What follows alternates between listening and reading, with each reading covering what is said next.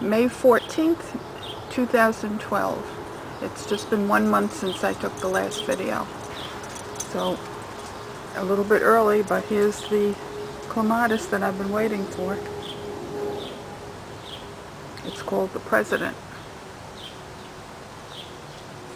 Really electric purple. Beautiful, beautiful flower.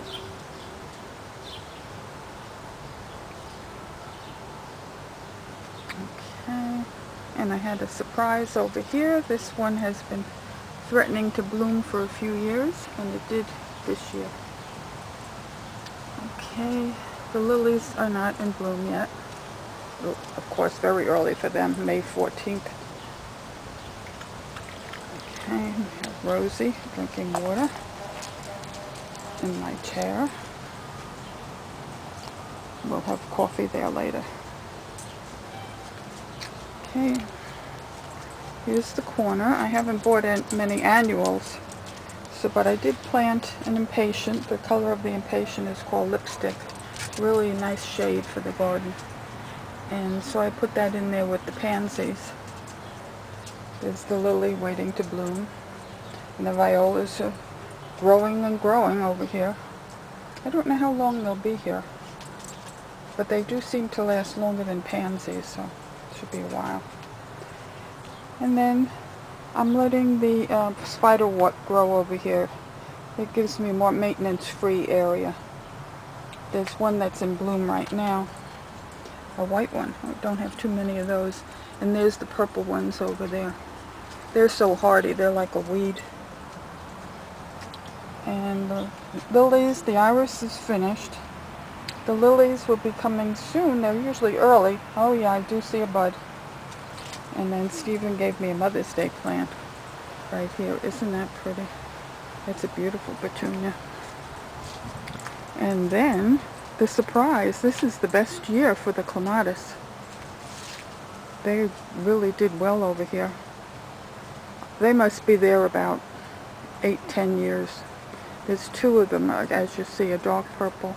That might be the light one, that might be Ramona, but I'm not sure of the name. The pansies are still doing good, even though it's a little warm for them. And like I said, the spiderwort is welcome to be here, low maintenance.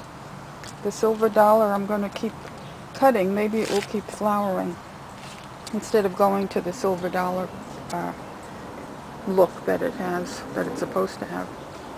This looks pretty here.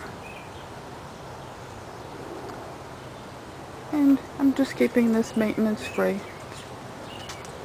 And this lily will be in bloom. This one's been here 8-10 years. It just is so hardy, so pretty, and it has a lot of perfume when it does bloom.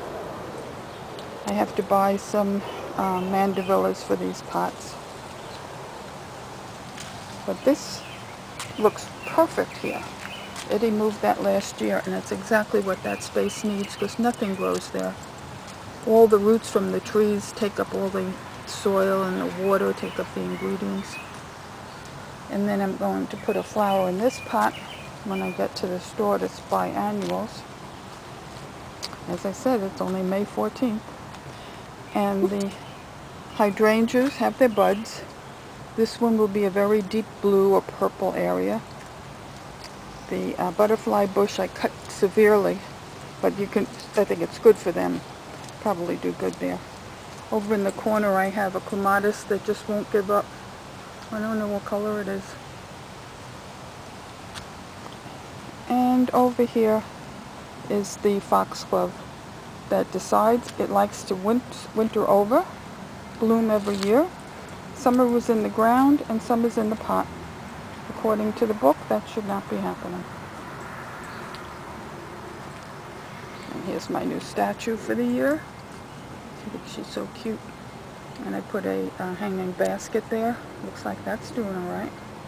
And the other day I bought the tree, the hibiscus tree, which will have a peach color flower, which will be in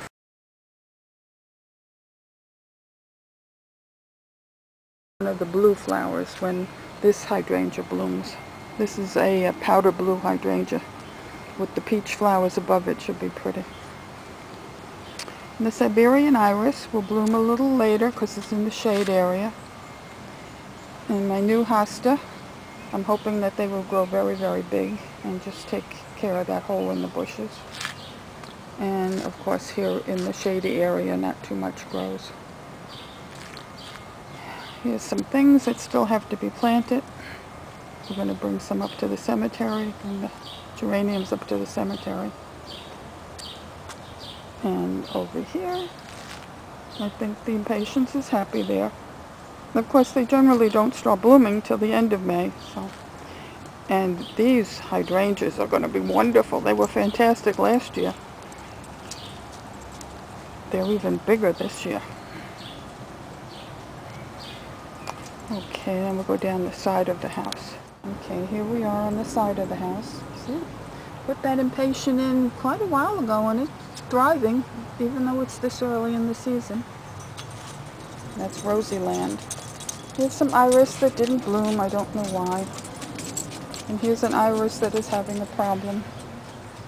And here's the poppies. Oh, maybe I'll take a special picture of them if they come out.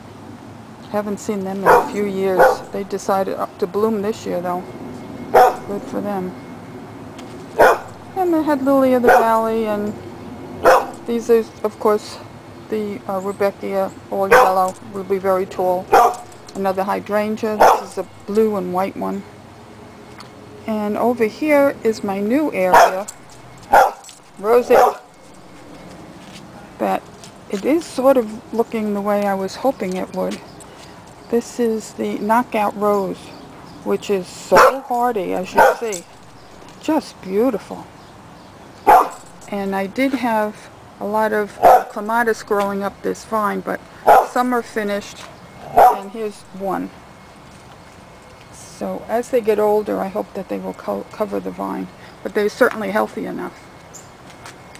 And then these, my iris from years ago, decided this is the year to bloom. and bloom they did. I'm talking funny. Such a pretty flower. And the rose that I thought maybe would get rid of this rose bush because it's so much work. It just gets bugs all the time. And it said, don't let me go, I'm going to bloom. So there it is. Okay, I'm going to just turn around and walk the other way. That's the front of the house. And here's my 50-year-old hydrangea, never gives up. And these are the most fragrant roses I've ever smelt. And they're very early, just like everything else. But they don't seem to be as strong a smell. I think they're a little confused with this early spring that we had. They're certainly very pretty.